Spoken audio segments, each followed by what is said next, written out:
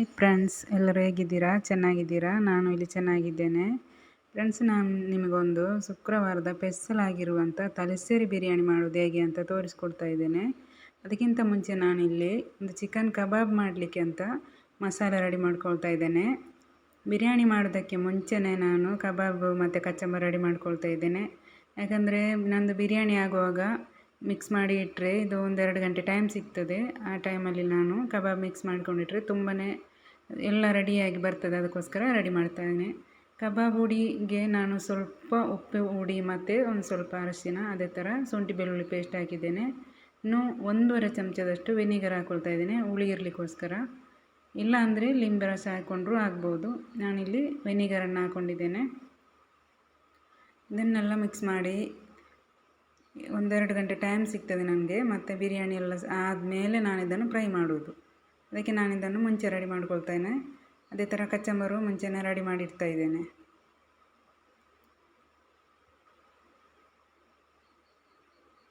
Friends, ನಾನು ಶುಕ್ರವಾರ ಏನಾದರೂ ಸ್ವಲ್ಪ ಮಾಡೋದಾದರೂ ಅದೊಂದು ಸ್ಪೆಷಲಾಗಿ ಮಾಡ್ತಾಯಿದ್ದೇನೆ. ಕಬಾಬು ಮಾಡೋದು ಎಲ್ಲರಿಗೂ ಗೊತ್ತು. ಯಾವಾಗಲೂ ನಾನು ತೋರಿಸಿದಲ್ಲ ಕಬಾಬ್ ಮಾಡೋದನ್ನು, ಇವತ್ತು ನಾನು ನಿಮಗೆ ತೋರಿಸ್ಕೊಡ್ತಾ ಇದ್ದೇನೆ. ಒಂದು ಸ್ವಲ್ಪ ವೆರೈಟಿಯಾಗಿ ಮಾಡ್ತಾಯಿದ್ದೇನೆ. ಯಾಕೆಂದರೆ ನಾನು ಯಾವಾಗಲೂ ಕಬಾಬಿಗೆ ಮೊಟ್ಟೆ ಹಾಕೋದಿಲ್ಲ. ಇವತ್ತು ನಾನು ಮೊಟ್ಟೆ ಮತ್ತು ರೆಡ್ ಕಲರ್ ಸ್ವಲ್ಪ ಹಾಕ್ಕೊಂಡಿದ್ದೇನೆ. ಮೊಟ್ಟೆ ಹಾಕೋದರಿಂದ ಸ್ವಲ್ಪ ರೆಡ್ ಕಲರ್ ಹಾಕ್ಕೊಂಡಿದ್ದೇನೆ, ಇಲ್ಲಾಂದರೆ ನಾನು ಹಾಕೋದಿಲ್ಲ. ಇದು ತುಂಬಾ ಟೇಸ್ಟಿಯಾಗಿರುತ್ತೆ. ಮೊಟ್ಟೆ ಹಾಕ್ಕೊಂಡ್ರೆ ಬಿಸಿ ಬಿಸಿ ಮಾತ್ರ ತಿನ್ನಬೇಕು. ಮತ್ತು ಒಂದು ಸ್ವಲ್ಪ ಲೇಟಾಗಿ 1-2 ಗಂಟೆ ಬಿಟ್ಟು ನೋಡುವಾಗ ಅದು ಸ್ವಲ್ಪ ತಣ್ಣಗಾದ ಮೇಲೆ ಸ್ವಲ್ಪ ಮೆದು ಥರ ಆಗಿರ್ತದೆ. ಯಾವಾಗಲೂ ನಾನು ಕಾರ್ನ್ಫ್ಲವರ್ ಹಾಕ್ಕೊಂಡು ಫ್ರೈ ಮಾಡ್ತಾಯಿದ್ದೇನೆ. ತುಂಬ ಗರಿಗರಿಯಾಗಿ ಬರ್ತದೆ. ಅದೇ ಥರ ಒಂದೆಷ್ಟು ಹೊತ್ತು ನಾವಿಟ್ಟರೂ ಸಹ, ಮಧ್ಯಾಹ್ನ ಮಾಡಿದ ಸಂಜೆ ಇದ್ದರೂ ಸಹ ಅದು ಅದೇ ಥರ ಗರಿಗರಿ ಇರ್ತದೆ. ಮೊಟ್ಟೆ ಹಾಕ್ಕೊಂಡ್ರೆ ಬಿಸಿ ಬಿಸಿ ತಿನ್ನುವಾಗ ತುಂಬಾ ಟೇಸ್ಟಿಯಾಗಿರ್ತದೆ. ಅದೇ ಥರ 1-2 ಗಂಟೆ ಎಲ್ಲ ಬಿಟ್ಟು ನೋಡುವಾಗ ಅದೊಂಥರ ಮೆದುವಾಗಿರ್ತದೆ. ಇವಾಗ ನಾನು ಮೊಟ್ಟೆ ಮತ್ತು ರೆಡ್ ಕಲರ್ ಎಲ್ಲ ಹಾಕ್ಕೊಂಡು ಮಿಕ್ಸ್ ಮಾಡಿ ಇದನ್ನು ಹಾಗೆ ಬಿಡ್ತಾ ಇದ್ದೇನೆ. ಬಿರಿಯಾನಿ ಆದಮೇಲೆ ಫ್ರೈ ಮಾಡ್ಕೊಳ್ತಾ ಇದ್ದೇನೆ. ಇದಾದಮೇಲೆ ಒಂದು ಕಚ್ಚಂಬರಿ ರೆಡಿ ಮಾಡ್ಕೊಳ್ತಾ ಇದ್ದೇನೆ. ಕಚ್ಚಂಬರಿಗೆ ನಾನು ಕಟ್ ಮಾಡಿ ರೆಡಿ ಮಾಡಿದ್ದೇನೆ. ಒಂದು ಮುಳ್ಳು ಸೌತೆ, ಒಂದು ಸ್ವಲ್ಪ ಕ್ಯಾರೆಟ್, ಇದೇ ಥರ ಸ್ವಲ್ಪ 1 ಹಸಿಮೆಣಸಿನಕಾಯಿ, ಸ್ವಲ್ಪ ಕೊತ್ತಂಬರಿ ಸೊಪ್ಪು ಹಾಕ್ಕೊಳ್ತಾ ಇದ್ದೇನೆ. ಮತ್ತು ಉಪ್ಪು ಹಾಕ್ಕೊಂಡು ಸ್ವಲ್ಪ ಗಟ್ಟಿ ಮೊಸರನ್ನು ಹಾಕ್ಕೊಳ್ತಾ ಇದ್ದೇನೆ. ಈ ಮೊಸರು ಹಾಕ್ಕೊಂಡು ಕಚ್ಚಂಬರಿ ಮಾಡಿದರೆ ತುಂಬಾ ಟೇಸ್ಟಿಯಾಗಿರುತ್ತೆ.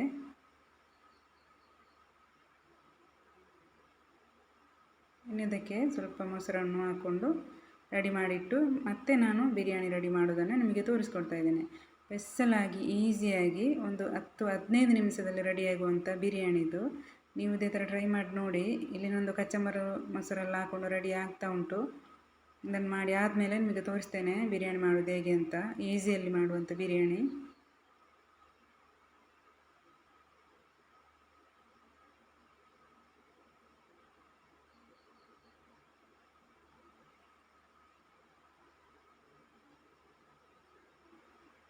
ಮೊಸರು ಹಾಕ್ಕೊಂಡೆ ಇದನ್ನು ಮಿಕ್ಸ್ ಮಾಡಿಡ್ತಾ ಇದ್ದೇನೆ.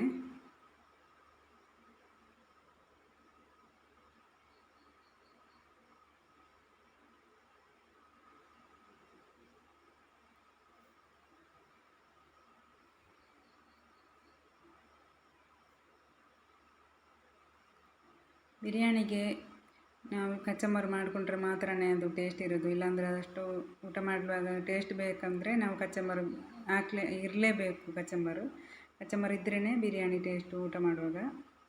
ಇದು ರೆಡಿ ಆಯಿತು. ಇದನ್ನು ಮುಚ್ಚಿಟ್ಟು ನಾನು ಬಿರಿಯಾನಿಗೆಲ್ಲ ರೆಡಿ ಮಾಡಿಕೊಳ್ತಾ ಇದ್ದೇನೆ. ಒಂದು ಮಣ್ಣಿನ ಪಾತ್ರೆ ಇಟ್ಟಿದ್ದೇನೆ, ಅದಕ್ಕೆ ಎಣ್ಣೆ ಹಾಕ್ಕೊಂಡಿದ್ದೇನೆ. ಅದೇ ಥರ ಈರುಳ್ಳಿ ಕಟ್ ಮಾಡ್ಕೊಂಡು ಇಟ್ಟಿದ್ದೆ ಮುಂಚೆನೇ, ಅದನ್ನು ಇದಕ್ಕೆ ಹಾಕ್ಕೊಂಡು ಫ್ರೈ ಮಾಡ್ಕೊಳ್ತಾ ಇದ್ದೇನೆ. 4 ಈರುಳ್ಳಿಯನ್ನು ಹಾಕ್ಕೊಂಡಿದ್ದೇನೆ. 3/4 kgದು ನಾನು 3/4 kg ಚಿಕನದು ಮಾಡೋದು ಮಸಾಲೆ. 4 ದೊಡ್ಡ ಈರುಳ್ಳಿಯನ್ನು ಹಾಕ್ಕೊಂಡಿದ್ದೇನೆ. ಅದಕ್ಕೆ ನಾನು 1 ಚಮಚ ಉಪ್ಪು ಹಾಕ್ಕೊಳ್ತಾ ಇದ್ದೇನೆ. ಯಾಕೆಂದರೆ ಈರುಳ್ಳಿ ಬೇಗನೆ ಸ್ವಲ್ಪ ಮೆದುವಾಗಿ ಬೆಂದು ಬರ್ತದೆ. ಬೇಗನೆ ಫ್ರೈ ಆಗಲಿಕ್ಕೋಸ್ಕರ 1 ಚಮಚ ಉಪ್ಪನ್ನು ಹಾಕ್ಕೊಂಡಿದ್ದೇನೆ.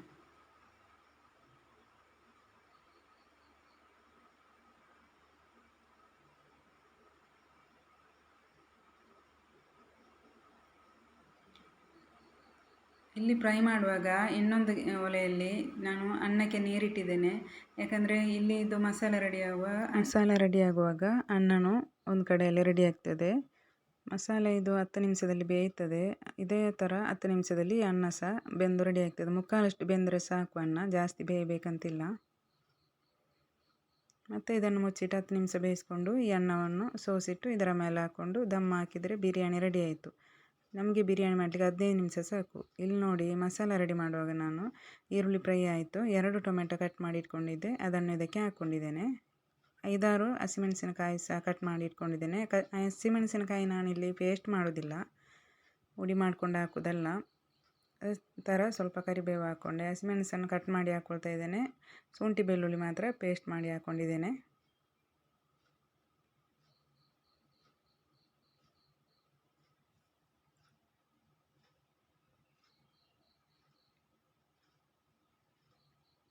ಇನ್ನು ಇದಕ್ಕೆ ಕರಿಮೆಣಸಿನ ಹುಡಿ ನಾನು ಮನೆಯಲ್ಲೇ ರೆಡಿ ಮಾಡಿಟ್ಟಿದ್ದೆ, ಅದನ್ನು 1.5 ಚಮಚದಷ್ಟು ಹಾಕ್ಕೊಳ್ತಾ ಇದ್ದೇನೆ.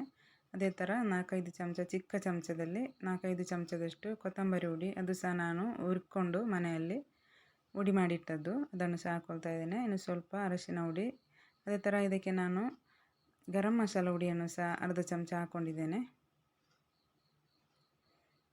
ಇನ್ನು ಇದನ್ನು ಚೆನ್ನಾಗಿ ಮಿಕ್ಸ್ ಮಾಡಿಕೊಂಡು ಮತ್ತು ಇದಕ್ಕೆ ಒಂದು ಚಮಚ ಮೊಸರನ್ನು ಹಾಕ್ಕೊಳ್ತಾ ಇದ್ದೇನೆ.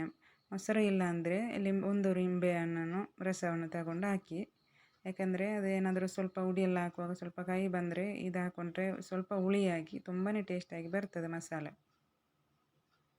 ಅದಕ್ಕೋಸ್ಕರ ನಾವು ಮೊಸರು ಇಲ್ಲಾಂದರೆ ಲಿಂಬೆಹಣ್ಣು ಯಾವುದಾದ್ರೂ ಒಂದನ್ನು ಹಾಕಿದರೆ ಮಸಾಲೆ ಸೆಟ್ಟಾಗಿ ಬರ್ತದೆ ಒಂದೇ ಥರ ಆಗಿ.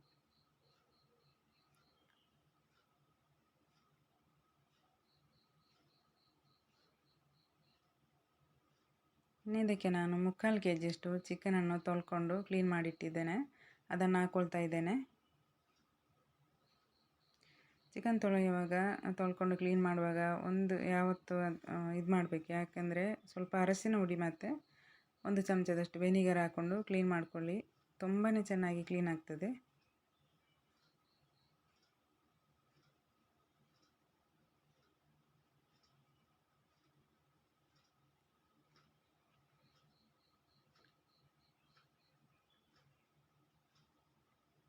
ಇದಕ್ಕೆ ಶುಂಠಿ ಬೆಳ್ಳುಳ್ಳಿ ಪೇಸ್ಟನ್ನು ಹಾಕ್ಕೊಂಡು ಮಿಕ್ಸ್ ಮಾಡಿಕೊಂಡು 10 ನಿಮಿಷ ಬೇಯಿಸ್ಕೊಳ್ತಾ ಇದ್ದೇನೆ.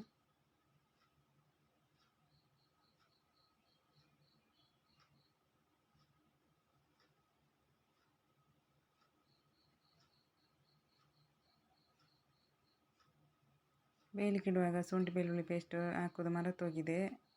ಒಂದು ಸ್ವಲ್ಪ ಬೆಂದು ಬಂದ ಮೇಲೆ ಅದನ್ನು ಹಾಕ್ಕೊಂಡು ಮಿಕ್ಸ್ ಮಾಡಿದ್ದೇನೆ. ಇನ್ನು ಇದಕ್ಕೆ ನಾನು ಅನ್ನ ಬೆಂದು ರೆಡಿ ಆಯಿತು, 3/4 ಬೆಂದಿದೆ, ಅದನ್ನು ಸೋಸ್ಕೊಂಡು ಇಟ್ಟಿದ್ದೇನೆ. ಅದನ್ನು ಇದರ ಮೇಲೆ ಹಾಕ್ಕೊಳ್ತಾ ಇದ್ದೇನೆ. ನೋಡ್ಕೊಳ್ಳಿ ಯಾವ ಥರ ಬೆಂದಿದೆ ಅಂತ, ಜಾಸ್ತಿ ಬೇಯಬೇಕಂತಿಲ್ಲ, 3/4 ಬೆಂದರೆ ಸಾಕು ಅನ್ನ.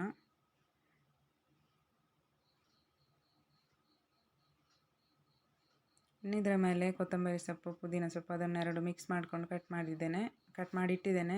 ಅದು ಮತ್ತು 1 ಕ್ಯಾರೆಟನ್ನು ಅದೇ ಥರ ಕಟ್ ಮಾಡಿ ಇಟ್ಟಿದ್ದೇನೆ. ಅದನ್ನು ಹಾಕ್ಕೊಂಡು ಸ್ವಲ್ಪ 1-2-3 ಚಮಚ ತುಪ್ಪ ಹಾಕ್ಕೊಂಡು ಮುಚ್ಚಿಟ್ರೆ ಇದು ದಮ್ಮಲ್ಲಿ ಚೆನ್ನಾಗಿ ಬೇಯ್ತದೆ.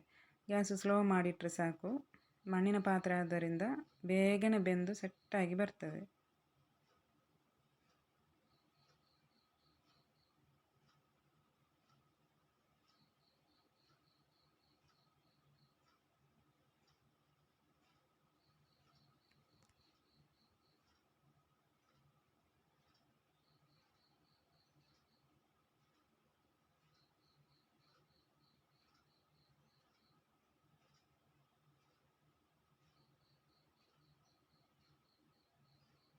ಒಂದು ಚಮಚ ತುಪ್ಪ ಹಾಕ್ಕೊಂಡ್ರೆ ಸಾಕು, ಯಾಕಂದರೆ ಅದರಲ್ಲಿ ಮಸಾಲೆ ಅದೆಲ್ಲ ಮಿಕ್ಸ್ ಮಾಡುವಾಗ ಒಂಥರ ತುಂಬಾ ಚೆನ್ನಾಗಿರುವಂಥ ಬಿರಿಯಾನಿ ಇದು. ತುಪ್ಪ ಜಾಸ್ತಿ ಏನು ಬೇಕಂತಿಲ್ಲ. ತಲಸೇರಿ ಬಿರಿಯಾನಿ ತುಂಬಾ ಟೇಸ್ಟಿಯಾಗಿರುವಂಥ ಬಿರಿಯಾನಿ ಇದು, ಜೀರಾ ರೈಸಲ್ಲಿ ಮಾಡುವಂಥ ಬಿರಿಯಾನಿ. ಅದಕ್ಕೆ ಜಾಸ್ತಿ ಏನು ಹಾಕಬೇಕಂತಿಲ್ಲ. ಅನ್ನಕ್ಕೆ ನೀರಿಡುವಾಗ ಸ್ವಲ್ಪ ಚಕ್ಕೆ ಲವಂಗ ಮಾತ್ರ ಹಾಕ್ಕೊಂಡಿದ್ದೇನೆ, ಬೇರೆ ಏನು ಹಾಕಲಿಲ್ಲ. ಅದೇ ಥರ ಅನ್ನವನ್ನು ಬೇಯಿಸಿ ಎಲ್ಲ ರೆಡಿ ಮಾಡಿ ಸೆಟ್ ಮಾಡಿ ದಮ್ಮಲ್ಲಿಟ್ಟಿದ್ದೇನೆ. ಈಗ ನಾನು ರೆಡಿ ಮಾಡಿಕೊಂಡಂಥ ಕಬಾಬನ್ನು ಫ್ರೈ ಮಾಡ್ಕೊಳ್ತಾ ಇದ್ದೇನೆ. ಕಬಾಬಿಗೆ ಎಲ್ಲ ಮಸಾಲೆ ಮಿಕ್ಸ್ ಮಾಡಿಕೊಂಡು ರೆಡಿ ಮಾಡಿಟ್ಟಿದ್ದೆಲ್ಲ ಅದನ್ನೀಗ ಫ್ರೈ ಮಾಡ್ಕೊಳ್ತಾ ಇದ್ದೇನೆ. ಫ್ರೈ ಮಾಡ್ಕೊಂಡಾದಮೇಲೆ ನಿಮಗೆ ಅನ್ನವನ್ನು ಹೇಗೆ ಇದು ಮಾಡಿದ್ದೇನೆ ಅಂತ ತೋರಿಸ್ಕೊಡ್ತಾ ಇದ್ದೇನೆ. ಇಲ್ಲಿ ಕಬಾಬ್ ಫ್ರೈ ಆಗ್ತಾ ಉಂಟು. ಕಬಾಬಿಗೆ ಮೊಟ್ಟೆ ಹಾಕೋದ್ರಿಂದ ಈ ಥರ ಚೆನ್ನಾಗಿ ನೋಡಲಿಕ್ಕೆ ತುಂಬಾ ಚೆನ್ನಾಗಿ ಬರ್ತದೆ. ಆದರೆ ತಣ್ಣಗಾದಮೇಲೆ ಅಷ್ಟು ಟೇಸ್ಟ್ ಇರೋದಿಲ್ಲ, ಬಿಸಿ ಬಿಸಿ ತಿನ್ನುವಾಗ ತುಂಬಾ ಟೇಸ್ಟಾಗಿರ್ತದೆ ಮೊಟ್ಟೆ ಹಾಕೋದರಿಂದ. ಫ್ರೆಂಡ್ಸ್, ನನ್ನ ವಿಡಿಯೋ ಇಷ್ಟ ಆದರೆ ಲೈಕ್ ಮಾಡಿ, ಶೇರ್ ಮಾಡಿ, ಅದೇ ಥರ ಹೊಸಬ್ರಾದರೆ ಸಬ್ಸ್ಕ್ರೈಬ್ ಮಾಡಿ, ಸಪೋರ್ಟ್ ಮಾಡಿ. ಇದೇ ಥರ ಹೊಸ ಹೊಸ ವಿಡಿಯೋ ಜೊತೆ ನಿಮಗೆ ಸಿಗ್ತಾ ಇದ್ದೇನೆ, ದಿನ ಒಂದು ವಿಡಿಯೋ ಜೊತೆ.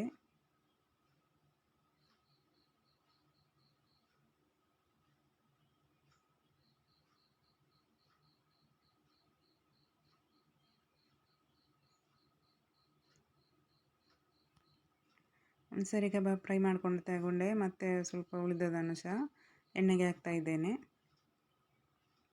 ಫ್ರೆಂಡ್ಸ್, ಇವತ್ತಿನ ವಿಡಿಯೋ ಇಷ್ಟೇ. ಇನ್ನೊಂದು ವಿಡಿಯೋ ಜೊತೆ ನಾಳೆ ಸಿಗೋಣ. ಓಕೆ ಫ್ರೆಂಡ್ಸ್, ಬಾಯ್. ಇನ್ಶಾ ಅಲ್ಲಾ. ಇಲ್ಲಿ ನಂದು ಅನ್ನ ಎಲ್ಲ ಸೆಟ್ಟಾಗಿ ಬಂದಿದೆ, ನೋಡ್ಕೊಳ್ಳಿ ಹೇಗಿದೆ ಅಂತ. ಮುಕ್ಕಾಲಷ್ಟು ಬೆಂದು ಎಲ್ಲ ರೆಡಿಯಾಗಿದೆ. ತುಂಬಾ ಚೆನ್ನಾಗಿರುವಂಥ ತಲ್ಸೇರಿ ಬಿರಿಯಾನಿ. ನೀವು ಇದೇ ಥರ ಟ್ರೈ ಮಾಡಿ ನೋಡಿ. ಓಕೆ ಫ್ರೆಂಡ್ಸ್, ಬಾಯ್. ಇನ್ಶಾ ಅಲ್ಲಾ. ಇನ್ನೊಂದು ವಿಡಿಯೋ ಜೊತೆ ನಾಳೆ ಸಿಗೋಣ.